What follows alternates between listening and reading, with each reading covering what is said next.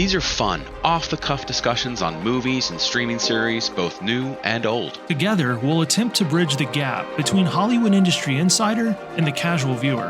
This is Alec. And I'm Ben. And you're listening to the Cinema A to B podcast. Hey everybody, welcome back to another episode of Cinema A to B.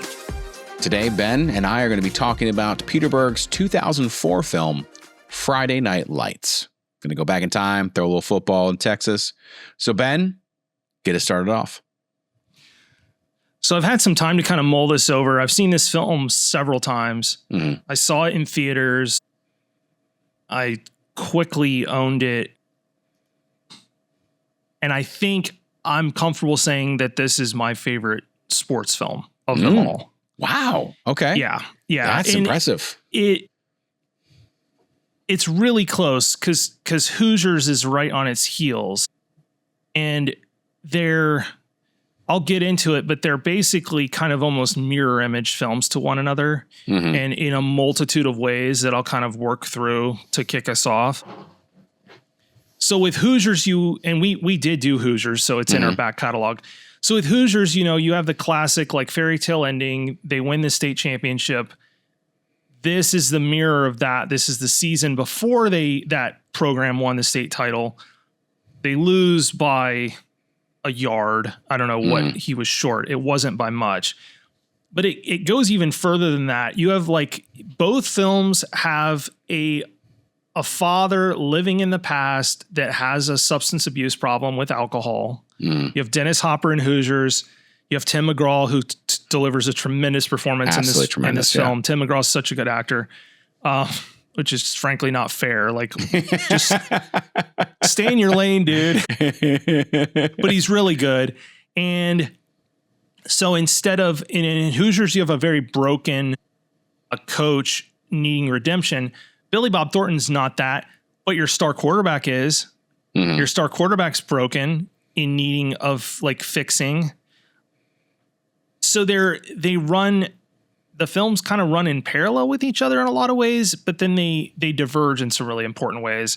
And I, having played sports, I kind of resonate more with like getting really close to the finish line and just coming up short. Mm-hmm. But that if you left it all out there, there's really nothing to hang the head about. And I love that line from Billy Bob when he's in the car with Winchell and they're heading to the coin toss and Winchell's still stuck in his own head of like, you ever think you're cursed? I feel like something's going to go wrong every time I'm out there. And the coach looks at him and is like, I've been doing this a long time. There's really not much difference between winning and losing. Except for everybody's perception on the outside. Mm-hmm. And that'll work for me. Like and somebody might be like, oh, well, what about like Field of Dreams? It's like, well, I love Field of Dreams, but it's not a sports movie like this is a sports film. Like it's not. This is like a very dialed in window into what I believe is the most obsessed high school football in the world, which is Texas. Mm. And it's not close. It's a religion down there. Yeah. I mean, there's a reason why all the things are closed on Friday night to go to the high school game. Yeah. So I like the way it's shot. I love the performances in it. I've always liked Lucas Black. I wish he wasn't so stubborn and would drop the Southern accent for roles that he's freaking turned down. He could have been such a bigger actor than he is. Mm. I've always liked his kind of relatability. Mm-hmm. But in my mind, I'm going to turn it over to you in a second. The best performance in this film is Derek Luke as Booby Miles. Mm-hmm. And when he breaks down in the car with his uncle, is one of the most uncomfortable things I've ever seen in a movie. Mm. I literally feel like I'm watching something I'm not supposed to see. Mm-hmm. Like he goes into the locker room, gets his stuff. He's already got his knees blown completely. It's in the brace. He cleans out his locker, puts on the proud face, what a bug, high-fiving guys. And then the way he breaks in that car with his uncle is one of the great male breakdowns I've ever seen on film. It is raw, it's uncomfortable, and it is like a gut punch. Like him just realizing everything was riding on me playing college and probably pro football. Yep. And it's gone. Well, yeah, he just says, the phrase. It's like, I don't know how to do anything else. Yeah. We're going to go to the pros. I don't know what to do, Man, yeah, you're right. It is definitely one of those kind of, you're looking at something you probably really shouldn't be looking into. And he does such a fantastic job. So, in a lot of ways, I like in this movie kind of like a Rocky where you lose at the end, but it's not, it doesn't feel like defeat, Mm-hmm. Yeah. In a lot of ways. So Laura and I ended up watching this, and so she's watched the TV show Friday Night Lights. Right. And she said she had seen this, but I'm not 100% that she did, or if she had, it had been so long. It had been probably like 2004 and, didn't remember anything because she was really locked in and super interested and engaged in this movie about what's going on. And not to say that I wasn't, but I have seen this several times. I really like this movie. It's not my favorite sports movie, but it is definitely up there. I really like Peter Berg. I like his directing style. I love explosions in the sky, and I love the fact that they did the soundtrack for this. I think it's fantastic. I'm kind of joke that this is the who's who of actors who could have made it but didn't for some odd reasons, because and I say that but you got Lucas Black, like you already talked about, but you also have Garrett Hedlund, who just kind of like disappeared, was just like, I don't know what, I don't know what happened. Like, did you not want the limelight? Like, what's going on? I don't want to get in trouble. Alcohol. Yeah, that'll do it. That'll do it. So everything I've read was that's what derailed him to an extent. Yeah. Lucas Black was, he stepped back. He's not retired from acting, but I guess he was working. I did a little bit of research on him. Interesting cat. He was working 70-hour weeks on CSI New Orleans. Oh, wow. And just decided for like family life to step off. Yeah. He just said it was too much. It's just too much of a workload. So, well, especially since TV is supposed to be the closest thing to a 9-to-5 that you can have. Yeah, it was just right. But that show operates more like a single camera. Kind of setup. So was he one of the main characters? Yeah, he was one of the main characters. Yeah, he was one of the main guys on that. Man, that would be why. Yeah. So, but no, that you're on to something. It's really like, again, for young male actors, those who of people who had shots, or who looked, maybe not had shots, but were looked to be possibly, they saw their career start to move up and then could have been the next big thing. Because what Lucas Black did, Tokyo Drift, Fast and Furious Tokyo Drift after this, right? And then Garrett Hedlund did, Tron Legacy. Yep. So, it's just, again, it's two, but that's, more than I would have thought in one movie. But anyways, I digress, but I really enjoy this. I think it's well put together. The story is really good. The acting is excellent. The dialogue is fantastic. Like some of those scenes, especially like when you have Garrett Hedlund fighting with Tim McGraw and like all of that kind of stuff, like it's just intense. And it is. And does such a great job of showing why Garrett's character is so messed up and so many issues, on top of everybody in the town going, go undefeated, you're going to win state, all this stuff, to then, having this father who has won it and is living in the past because his life is basically in shambles, and putting all this pressure on you. It's like, you just want to be a kid. It's like, my goodness, they're, while they're probably all in their late 20s, early 30s playing high schoolers, I understand why, because they all have to deal with this crap. So I know the guy who played Boomie Miles was like 30 years old when he was playing Derek him. Luke. Yeah. Yeah, but So, he's convinced. Like he looks young enough. he actually looks the youngest out of all of them. He kind of does. Yeah, He looks close as like a high schooler. And I wish I could tell you that Booby Miles like had a better ending to his story. And for a while he did. He did play junior college ball and stuff. And ACL surgeries just weren't as good then. I mean, this is the '80s, late '80s. But he I think he's incarcerated. Last time I looked, but this is like the actual real people. Like this is a cursed year. Like they all, for the most part, had some major issues. Because I know. Well, Winchell was fine. Winchell went to Baylor. That's right. For a year, and then he transferred. I forget where he transferred to and got his degree, and then he the real Mike Winchell. Like I think, is he working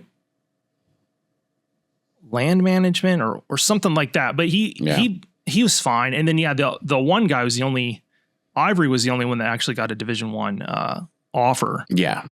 But in the movie because Chavez is doing well and all that stuff, and that's correct. But then Chavez moves back to Permian and like gets arrested and all this other stuff. Yeah. So So Friday Night Lights 2 is like the Shawshank everybody's in jail. Redemption. Yeah, basically, like it was terrible. I shouldn't be laughing, but basically, like all these guys now are in jail. That's too well. This is what happens when you don't win state. I mean, come on, guys. You have one job to win state. Alex, get it done. Get it done. Just get it done. Get it done. Get yourself one of these. He's like, yourself one of these. Get yourself one of these. Oh my goodness, this is ridiculous. Remember this. Okay.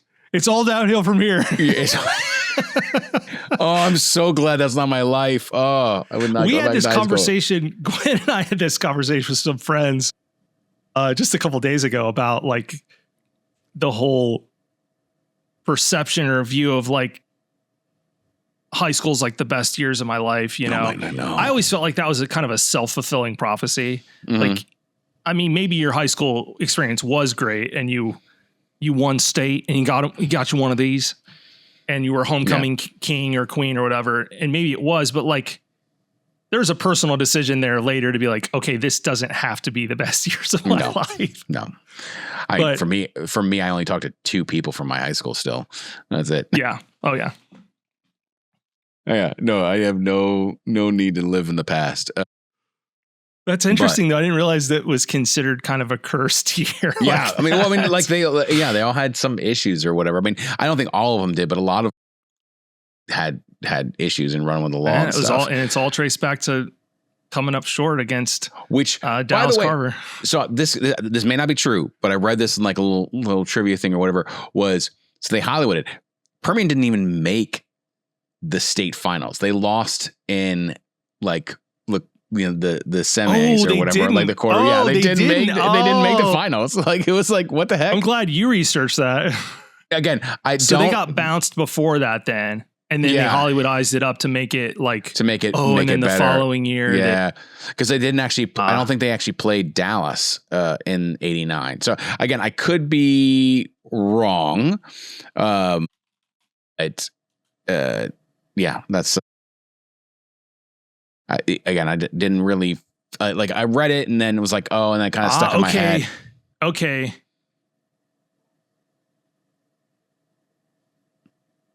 They lost in the 88 state playoffs, falling to Dallas Carter, but it was the 5A semifinals. That's it. Okay, yeah. It's the same team, correct team. Right. But not the state finals. Dude, they should have filmed this the way it really happened. Mm-hmm. They play it in a torrential rainstorm at Memorial Stadium in Austin.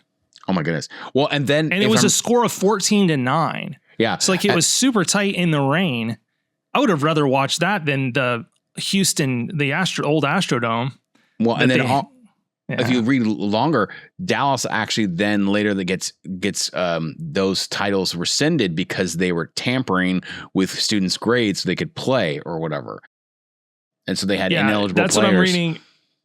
Dallas Carter won the state title, but was later stripped for using academically ineligible players. Interesting. Yeah. Interesting. Okay. Yeah, no, it's I grew up in grew up some in Ohio, and Ohio high school football is like really big, but compared to Texas, it's like, it's just not the same. It's more kids, better players. I mean, Ohio outpunches its weight, I think, when it comes to high school football. But Texas is like just a different animal. Texas and Florida, and then maybe California. But if you want a quarterback, you recruit Texas. Like they grow them like trees down there. Those programs just throw the ball so much more. It's either there or California. You're going to find your quarterback. Florida is more run heavy. The high school football is a lot more run heavy, but like, I'm gonna be Timmy T. Yeah, no, it's I just love, like you said, Explosions in the Sky, which is a Texas band. I've loved their stuff, and they were not a huge thing before this movie, if I remember correctly. I could be wrong. It helped kind of expand their reach. Yeah. So. But then Berg made The Kingdom. Oh yeah. And he copied the same style of music as Explosions in the Sky, but it's not them. No. Which I always thought was really weird. But he did keep the same cinematographer or color corrector, because both The Kingdom and Friday Night Lights have that kind of semi-washed out, muted coloring. I think they're good looking movies though. Oh yeah, I'm not trying to knock it, but like 35 millimeter film, high contrast, punchy, kind of a crisp image. Yeah, good amount of grain. Yeah, no, I like the way this movie's paced. Like, I think the edit's really tight. The hits are really, frankly, pretty vicious for a football film. Like, pretty kind of overdone for high school football, even though it was the 1980s, and like there way fewer rules to like protect offensive players then. But yeah, it's oh my goodness, it's a yeah. But my favorite scene is where Gaines, played by Billy Bob, goes to Winchell's house. Oh, and has that really kind of a heart-to-heart conversation with him. He's like, can you get the job done, Mike? And he's like, well, we're small. He's like, I didn't ask if you were small. I asked you if you could get the job done. He's like, I think so. He's like, well, I need you to do more than I think so. And he has this beautiful, the dialogue there is just tremendous, where he just tells him, one day you're going to have to leave your mother. And she's like got mental illness. And then he's like, the thing is, like, you need to come to realize that sometimes you get the short end of the stick, and that's all you get. Mm-hmm. And that unless you do something about it, that's all you're going to get. And then he starts to encourage him, and he's like, the fact of the matter is, in spite of some pretty overwhelming odds, if you do decide to accept that, you're going to fly. Like, he saw within him greatness. And if you go back and if you read, Winchell did have an absolutely stellar season at Odessa Permian, throwing the football. The movie just montages kind of through that. I don't think it does as good a job of like the improvement in play. And I don't know that the real Winchell's, I've not read the book by Bissinger, but it helps that it feels like a movie that is based on a book. Like it feels fleshed out. It doesn't feel like this hodgepodge of, even if it does have some characters in it that feel a little bit cookie cutter, like McGraw's drunk, get you one of these. Get you one of these. And then get you one of these, and then you have the right to throw it out the window when we're driving. Well, apparently the book, there's a lot more racial slurs and other things. I bet. That 1988 West Texas. Yeah, Are you kidding me? And so they filmed in Permian, and the city people were like, "So you can film here, but you gotta take these stuff out. Like, we'll let you use, the football stadium, all this other stuff, but yeah, we got to cut this stuff out or something." And so they did. And so what did they cut exactly?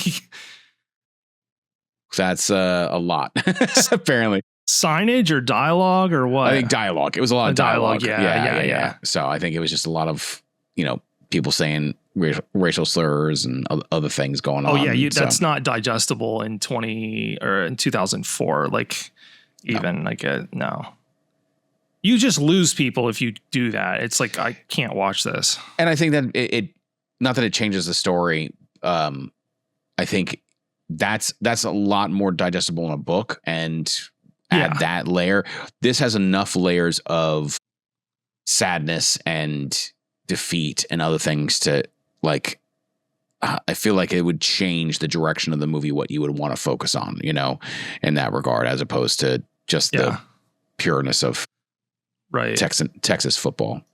Yeah. So, but I like the emotion of it. I think that's why it's my favorite. It doesn't, nothing's held back.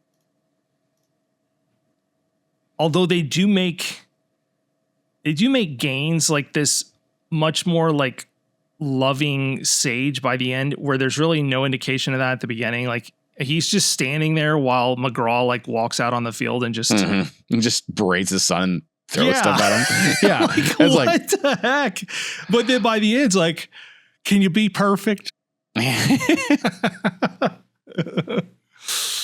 Billy Bob's amazing. Like, it's one of my favorite roles I think he's ever done is playing Gaines. But yeah, like the coach is kind of uneven as like, can't really figure this guy out. Like, seems pretty devoted family man, but like he lets a lot of stuff just kind of slide. Yeah. Stuff that he probably shouldn't let slide. Yeah. But but I also know, I know, but what it portrays is you don't really mess with these people from West Texas when it comes to their kids in football. Like, this is serious business. You saw, obviously we see what happens when he loses a game, and all of the realtors, all the realtors are putting up for sale. There is another parallel scene. I don't know if you remember, he's getting ready to leave his office, and that one guy comes in with they roll 10 deep in his office, telling him what offensive sets and defensive scheme they want him to run. And he's just like, and it reminds me of the scene in Hoosiers where Gene Hackman's getting to know the guys in the barber shop. And then they're like, are we going to run zone defense? We've only ever run zone in the past, and he's just like, guys, it's been real nice talking to you. See you later. It was the same scene. It was the same. Yeah. It's the same mentality, the same small town kind of. Everybody's got an opinion, and everybody thinks they could do the job. Yeah. Oh, by the way, so it really threw me. I was watching it. They were talking about that he's just we're paying this guy $50,000 to be a high school coach, and of course my 2026 brain is like, well, $50,000, that's not crazy. It's, it's whatever. Up over $100K this year. It's right? in 88, it's $140,000. It's, you're paying a high school coach six figures basically. Yeah. I love when there's really nice editing stuff in it where they have you can hear the audio of a local call-in show. And they're like, well, they built that stadium for they put another $50,000 in that stadium. That money needs to go to the kids. And the guy's like, well, don't they play football at the school? So they did put that money into the school. I was like, that's hilarious. I was laughing. I was like, there's little nuggets like that I don't know. The thing just feels on the movie always feels on the verge of documentary without and there's no voiceover narration.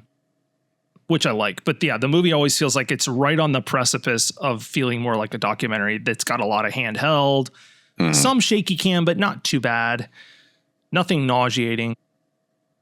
I remember being in theater and it wasn't uncomfortable to watch. Like it wasn't making me sick, but yeah, I think Berg's direction's really good.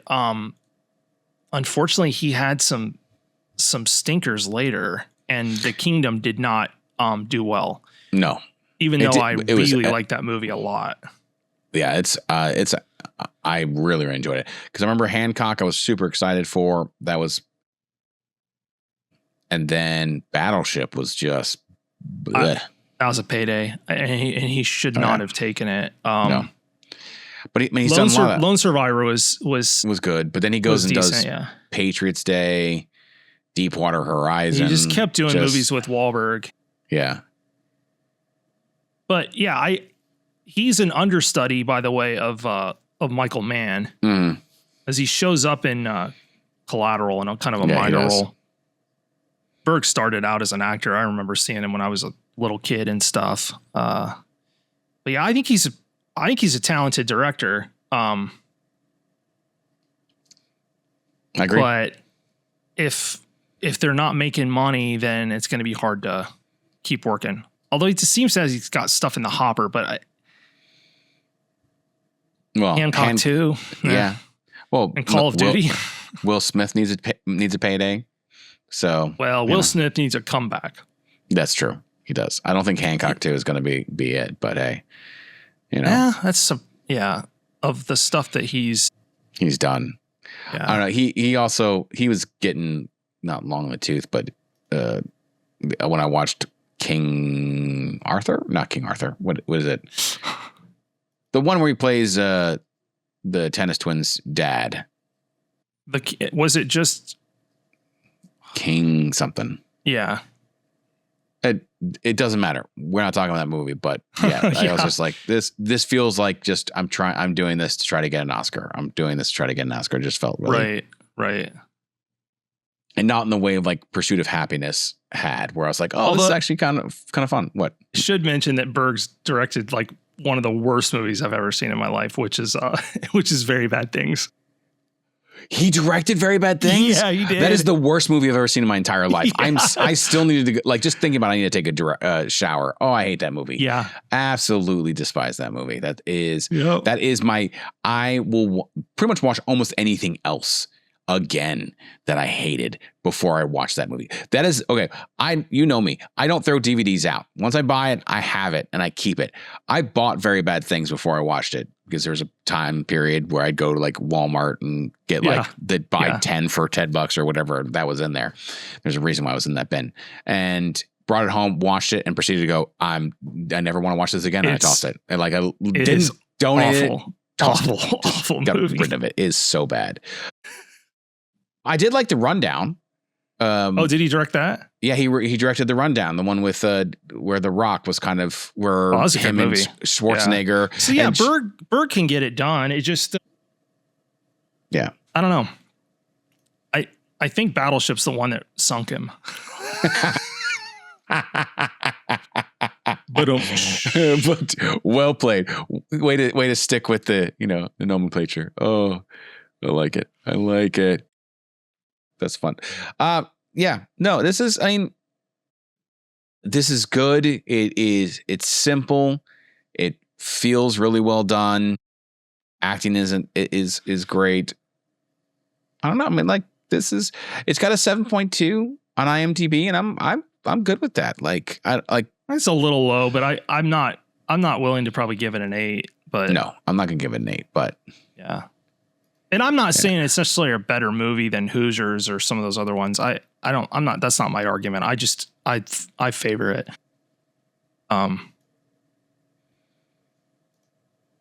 Yeah. For reasons that I kind of explained. It just I like kind of the more raw nature of it. It's kind of rough around the edges, which I like. Well, yeah. And it feels like one of those things of like it it throws the Hollywood tale on its head because you expect them to come out with the win. This is Hollywood, and it doesn't. And again, kind of like Rocky, this feels definitely more defeated than Rocky. Like I'm not like Rocky still feels like he won, even though he didn't. You know, this but. I mean, like you said, you kind of had that conversation with Billy Bob Thornton's coach where he was just kind of like, you know, as long as you put it all on the table, like, you know, you couldn't do any better. And that's what being perfect was. And that's an amazing speech he delivers in the locker room at the half, you know, where he finally is willing to explain what perfect means to him, which is, you know, looking your friend in the eye and knowing there wasn't anything else you could have done. Yep. So the outcome's the outcome. The effort was maximized. Nothing else we could do. And that's enough. Exactly. And you have that really poignant scene where McGraw puts his championship ring on his son's finger. Mm-hmm. Which is kind of like says more about where the relationship is rather than like it doesn't take the sting away of losing that football game. That's not your ring. You weren't born when that ring was won. So, you know, I don't know. It's like, I'm always like the talk is cheap kind of a thing. Like, yeah, that's a nice gesture, but it's essentially meaningless for the actual game. Like you said, it means more about their relationship. It tells Garrett's character, I am actually proud of you. There wasn't any, you know, he played through a dislocated like right arm, by the way, like he dislocated his shoulder in the last game. They put it back. He's on the sideline and they pop it back in. Oh, this is why I'm glad I didn't play And then football. He goes and rushes for like another 20-yard rush. And then they call it back on a phantom holding call, which is why, you know, they end up coming up short because the play after just got busted and Winchell wasn't able to make it through. But yeah, it's kind of all on him. It's all Winchell's fault. Sorry, Winchell. He wasn't D1, so it's not D1 material. Oh man, if you're listening to this, please know. No, he walked on at Baylor his freshman year. I don't know if he played much.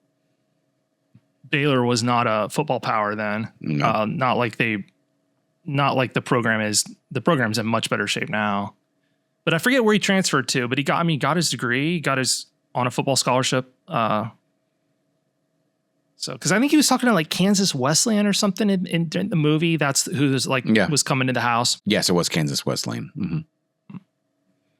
It's like, man, wherever you can go and get school paid for, do it. Yeah, you saw the mom like, are you offering? Because we will sign now. Like we will not. They're like, we're interested. Yeah.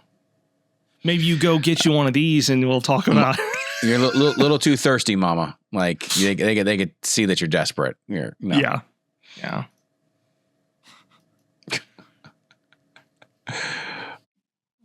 But life in West Texas. Yeah, I'm happy I wasn't raised there. No offense to our listeners in West Texas. A little bit intense there. Yeah, I couldn't. I wouldn't be able to have handled it. So I grew up part of the time in Indiana, and basketball is popular, but it never felt like that. Well, I mean, you just needed to try a little bit harder. And Indiana high school basketball is like legit as far as the fervor for it, but it's not like Texas high school football. You could have played D1, man. You could have played D1. No, I could have played exactly where I played.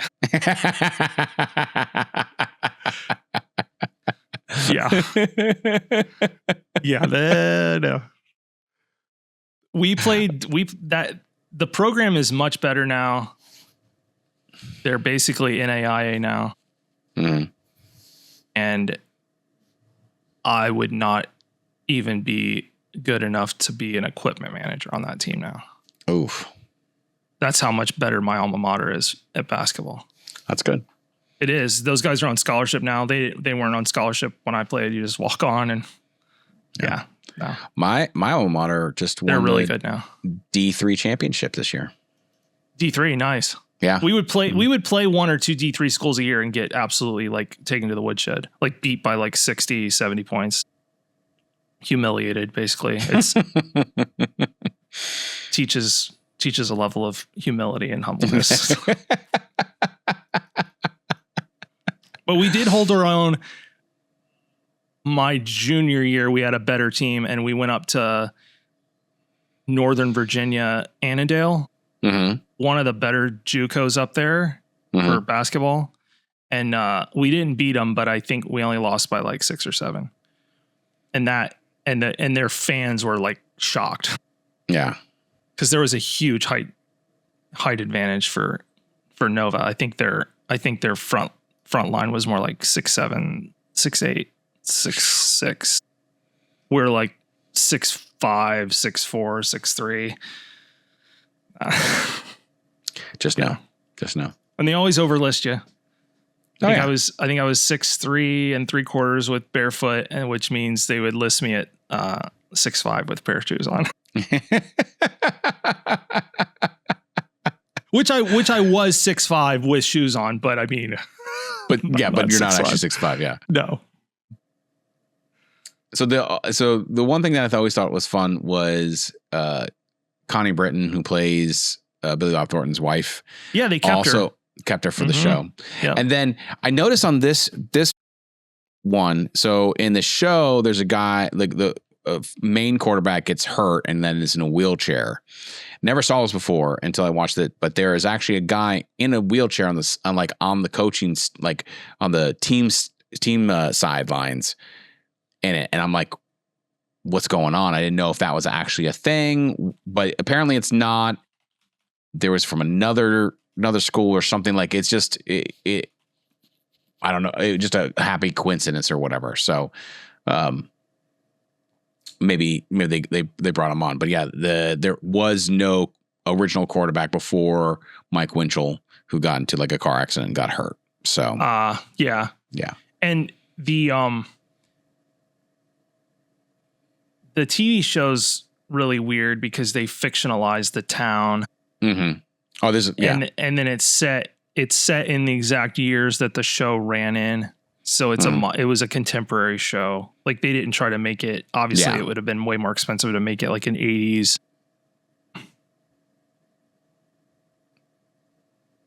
show. So yeah, just make it. I can't remember. Is he still? Oh yeah. So they kept her, but her name, she's different. She's Tammy Taylor. Yeah. I never got into the TV show. No. Well, the TV show was far more of a soap opera style kind of thing, where it was all about get into it. Now, the TV show, oddly enough, that had a better track record of generating like good actors. Mm-hmm. Like Jesse Plemons was in the TV show. Taylor Kitsch. That's what put Minka Kelly on the map. Like, it did have like more people that went on to do things. Mm-hmm. Yeah. I mean, and you have a decent amount of characters who are like, went on to do secondary stuff. Like, I know Adrian Pilecki did the Orville afterwards. She's in John Wick.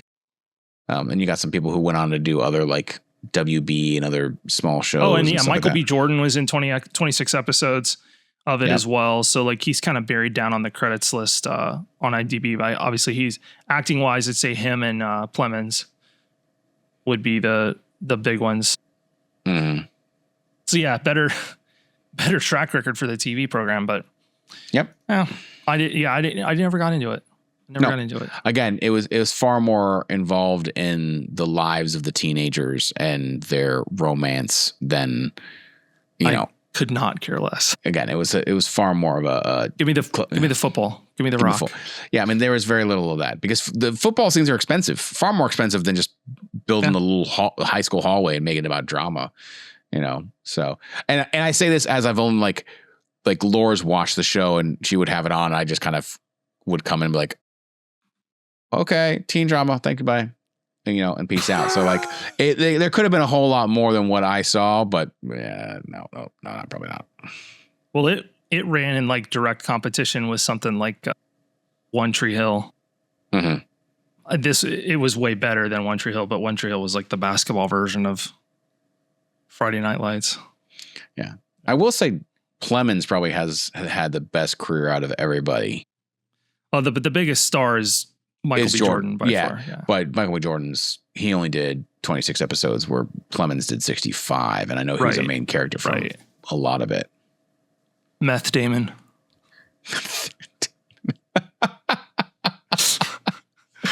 Oh, but he's so good. He's tremendous. Good. He's so good. He's the closest thing we have to Philip Seymour Hoffman in The Flash. Oh my goodness, yeah. Is Plemons. Yep. There's nothing he can't kind of take command of. Nope. No. But my favorite role of Plemons ever is, now that we're on a tangent, is Gary in Game Night. Yes, he's the police officer who always wants to be involved. So good. He's like, I've got chips. Or yeah, it was buy one, get one. What? Or buy one, get two. It doesn't seem very good for the Frito-Lay Corporation. That's a heck of a tangent. That is a heck of a tangent. Well, I mean, we're still talking about Friday Night Lights, just not the movie that we started with. Now we're at the show. This is not to say anything bad about the movie. The movie is excellent, but we digress. So, well, I have nothing left to say about this movie. No, we're off onto like crazy tangent bills. So